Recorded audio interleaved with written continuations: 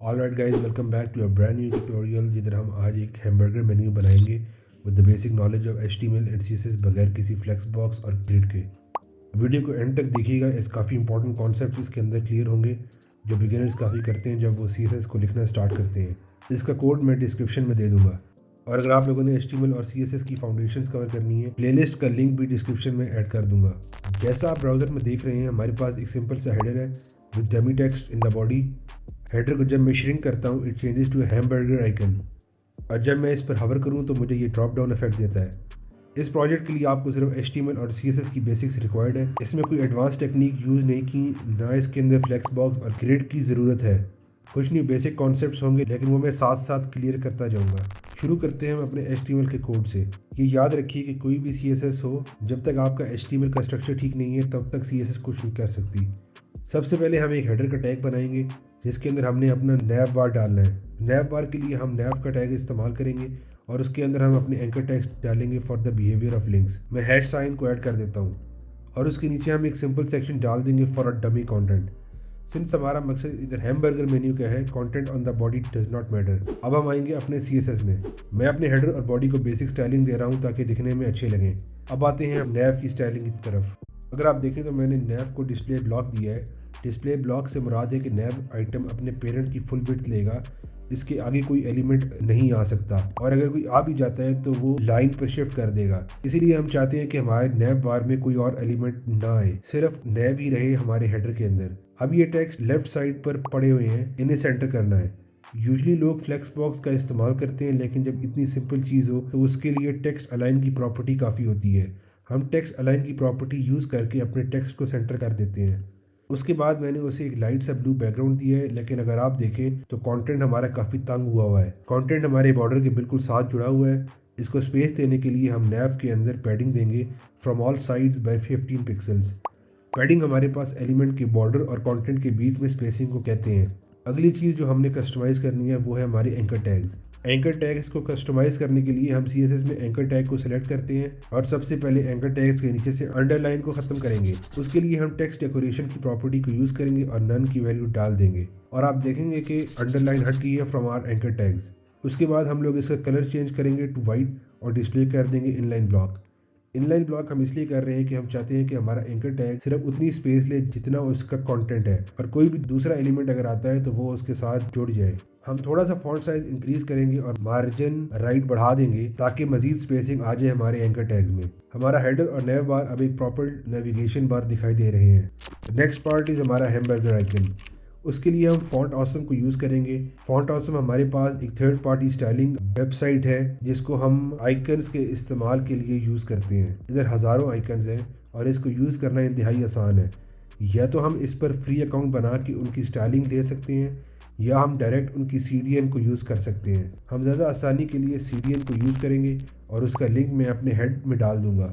अब मुझे एक हैमबर्गर आइकन चाहिए तो मैं सर्च करूंगा इधर समथिंग रिलेटेड टू बार्स या हैमबर्गर आइकन, तो मुझे वो फॉन्ट ऑसम एक आइकन दे देगा। जो ये मुझे कोड दे रहा है इसको मैं कॉपी करूंगा और सीधा अपने हेडर टैग के अंदर पेस्ट करूंगा। ब्राउज़र पर अगर आप देखें तो हैमबर्गर का आइकन डिस्प्ले हो रहा है, लेकिन हम नहीं चाहते कि हमारा आइकन लैपटॉप या डेस्कटॉप पर शो हो सामने, तो हम इसे क्लास देंगे आइकन की और CSS में इसे टारगेट करेंगे। आइकन क्लास को CSS में टारगेट करने के लिए हम डॉट नोटेशन का इस्तेमाल करेंगे और उसके बाद हम इसकी डिस्प्ले प्रॉपर्टी को कर देंगे नन। इससे हमारा हैमबर्गर आइकन छुप गया है। अब इसको डिस्प्ले करवाने के लिए हम चाहते हैं कि अगर हमारी स्क्रीन साइज कम हो जाए तो वो तब डिस्प्ले हो। उसके लिए हम मीडिया क्वेरी को यूज़ करते हैं। मीडिया क्वेरी को यूज़ करने और उसको इस्तेमाल करने के काफ़ी डिफरेंट तरीके हैं, लेकिन आज हम सबसे बेसिक तरीका सीखेंगे। सबसे पहले हमने ऐड मीडिया लिखना है और ब्रैकेट्स के अंदर हम एक स्क्रीन साइज को डिफाइन करते हैं। अब लेट से हम चाहते हैं कि वो डिवाइस 768 पिक्सल से छोटा है, उनके लिए इन ब्रैकेट्स के अंदर जो स्टाइल होगा वो अप्लाई होगा। नॉर्मल CSS जो हमने मीडिया क्वेरी के बाहर लिखा है, जो इसके अंदर कॉन्ट्रडिक्ट नहीं कर रहा, वो वैसे ही अप्लाई होगा, लेकिन जो चेंज हम करेंगे सिर्फ वही मीडिया क्वेरी के अंदर अप्लाई होगा टू दो स्पेसिफिक साइजेस। लेकिन जैसे मीडिया क्वेरी में मेंशन नहीं है कोई बैकग्राउंड कलर का, लेकिन background colour is going to remain the same जो हमने ऊपर स्पेसिफाई किया है। सबसे पहला काम जो हमने करना है वो है अपने इस नेविगेशन बार को खत्म करना, ताकि हम बर्गर आइकन में उसे डिस्प्ले करवाएं। उसके लिए हम नैव को टारगेट करेंगे और डिस्प्ले प्रॉपर्टी यूज करके नन कर देंगे। ब्राउजर में अगर आप देखें तो नेविगेशन बार चला गया है बिकॉज ऑफ डिस्प्ले नन। अब हम चाहते हैं कि हैमबर्गर आइकन इस मीडिया के अंदर शो हो जाए, तो उसके लिए हम डॉट आइकन की क्लास को टारगेट करके उसका डिस्प्ले या तो हम ब्लॉक करेंगे या इनलाइन ब्लॉक। ये अब आपके ऊपर डिपेंड करता है कि अगर आप चाहते हैं कि हैमबर्गर आइकन के साथ कोई और चीज़ आनी चाहिए जैसे कोई लिंक्स एंड अदर थिंग्स, तो उसके लिए आपने हैमबर्गर आइकन को इनलाइन ब्लॉक रखना होगा। अगर आप चाहते हैं कि सिर्फ हैमबर्गर आइकन हो तो उसके लिए हम डॉट आइकन का डिस्प्ले ब्लॉक रखेंगे जिससे वो फुल विड्थ लेगा अपने पेरेंट एलिमेंट की। हम इस एग्जांपल के लिए अपने हैमबर्गर आइकन को डिस्प्ले ब्लॉक देंगे सिंस हमारे आइकन के साथ कोई और चीज़ नहीं आने वाली। अभी आप देखें तो काफ़ी डार्क कलर का दिखाई दे रहा है। इसको चेंज करने के लिए हम इसका कलर वाइट कर देंगे। अब काफ़ी अच्छा दिख रहा है, लेकिन अभी इसका साइज़ छोटा है। फॉन्ट ऑसम के आइकन्स का साइज़ चेंज करने के लिए हम फॉन्ट साइज़ की प्रॉपर्टी यूज़ करते हैं। फॉन्ट साइज़ में इसका 24 पिक्सल्स कर देता हूँ, तो अब ये काफ़ी अच्छे से विजिबल हो रहा है। लेकिन अगर मैं इसके ऊपर अपने माउस पॉइंटर को लेकर जाऊं तो ये यूज़र को नहीं बता रहा कि वेदर इट्स क्लिकेबल और हवरेबल और नॉट। तो उसके लिए मैं CSS के अंदर एक और प्रॉपर्टी है कॉल्ड कर्सर, जो मैं वैल्यू उसे पॉइंटर की दे देता हूँ। इससे जब भी आइकन के ऊपर मैं माउस लेकर जाऊं तो वो पॉइंटर में कन्वर्ट हो जाएगा फॉर बेटर यूज़र एक्सपीरियंस। अब फाइनल दो चीज़ें जो रह गई हैं वो है कि अपने एलिमेंट्स को हवर पर डिस्प्ले करवाना और अपने एंकर टैग्स को ड्रॉप डाउन मेन्यू में कन्वर्ट करना। सो हमने अपनी फाउंडेशन सीरीज़ में सीखा था कि हम एंकर टैग्स को कोलन और उसके बाद हवर का कीवर्ड यूज़ करके उस पर हवर स्टाइल्स लगा सकते हैं। मैं डॉट आइकन के बाद कोलन लगाता हूँ और हवर का वर्ड लिख कर प्लस लगाता हूँ और साथ नैव लिखता हूँ एंड ब्रैकेट्स ओपन करके डिस्प्ले को ब्लॉक कर देता हूँ। जो प्लस का साइन है ये एक CSS सेलेक्टर में आता है। जैसे हमने CSS की फाउंडेशन में पढ़ा था, HTML एलिमेंट्स को सेलेक्ट करने के डिफरेंट तरीके हैं क्लास ID या यूनिवर्सल सेलेक्टर के साथ। जो मैंने यूज़ किया है विद द प्लस साइन वो है अपने साथ वाले सिबलिंग को सिलेक्ट करने वाला। जैसे अगर मैं आपको HTML कोड दिखाऊं, आइकन और नैव बार बिल्कुल साथ साथ हैं, तो ये आपस में सिबलिंग्स हो जाएंगे और हेडर इनका पेरेंट एलिमेंट है। किसी भी सिबलिंग एलिमेंट को सिलेक्ट करने के लिए हम प्लस का साइन यूज़ करते हैं ताकि अगर हम लोगों ने एक ही स्टाइल लगाना हो दो चीज़ों पर या तीन चीज़ों पर, तो हम अगर वो सिबलिंग्स है आपस में तो हम प्लस के साइन के साथ उनको CSS में सेलेक्ट कर सकते हैं। अब अगर हम वापस अपने कोड में आए और हवर करें तो आप देखेंगे कि anchor tags with the nav bar are showing. लेकिन एक मसला अभी भी आता है कि मैं अगर माउस को नैव बार के ऊपर लेके जाऊं तो नैव बार क्लोज हो जाएगा। वो इसलिए क्योंकि ये हवर इफेक्ट सिर्फ इस आइकन के ऊपर लगा हुआ है।